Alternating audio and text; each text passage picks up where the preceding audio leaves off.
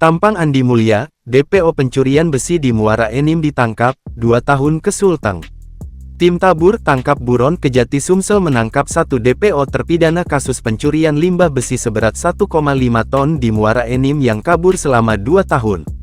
Terpidana Andi Mulya Bakti, ditangkap di kawasan PT IMIP, Desa Labota, Kecamatan Bahodopi, Kabupaten Morowali, Provinsi Sulawesi Tengah sekitar pukul 17.15 waktu Indonesia Tengah berlangsung lancar tanpa perlawanan dari terpidana.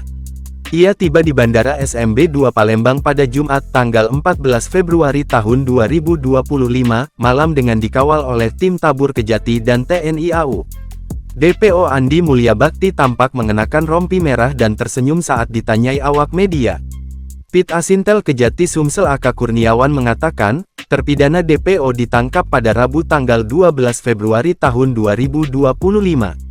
Dalam proses penangkapannya, tim tabur Kejati Sumsel dibantu tim tabur Kejati Sulteng dan Kejari Morowali.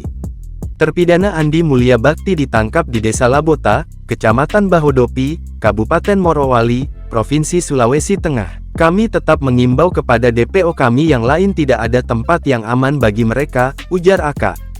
Kepala Kejaksaan Negeri Muara Enim, Rudi Iskandar mengatakan, DPO terpidana Andi Mulya Bakti sebelumnya dinyatakan bebas oleh PN Muara Enim atas kasus pencurian yang dilakukannya bersama 2 orang temannya. Namun Jaksa Kejari Muara Enim melakukan upaya tingkat kasasi tingkat Mahkamah Agung.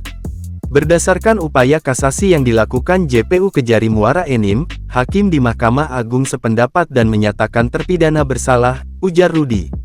Namun setelah putusan tersebut keluar, DPO terpidana Andi Mulya Bakti kabur ke Provinsi Sulawesi Tengah selama kurang lebih 2 tahun. Atas kasusnya DPO terpidana dijatuhi hukuman selama 1 tahun.